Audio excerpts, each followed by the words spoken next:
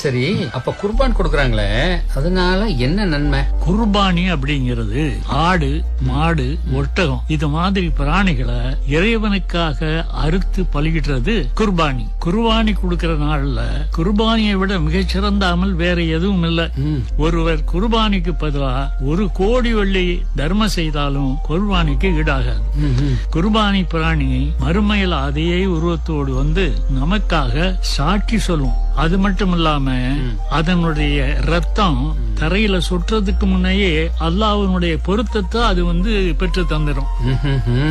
குர்பானிங்கிறது நபி இப்ராஹிம் அலைஹிஸ்ஸலாம் அவங்களோட வழிமுறைன்னு நபி ஸல்லல்லாஹு அலைஹி வஸல்லம் சொன்னப்போ இதனால என்ன நன்மை அப்படின்னு நபி தோழர்கள் கேட்டாங்களாம்.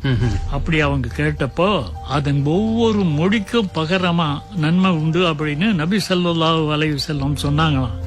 அப்படி சொன்னதோட ஆச்சரியத்தோடு யா ரசூலுல்லாஹ், அப்படின்னா ஆட்டுல முடிகள் அதிகமா லட்சக்கணக்கில் இருக்குமே, அதுக்கு ஈடான நன்மை உண்டா அப்படின்னு கேட்க அதுக்கு நபி ஸல்லல்லாஹு அலைஹி வஸல்லம் ஆமான்னு பதில் சொன்னாங்களாம். அப்படியா? இவ்வளவு நன்மைகள் இருக்காதுல? ஆமா, உனக்கு தெரியுமா?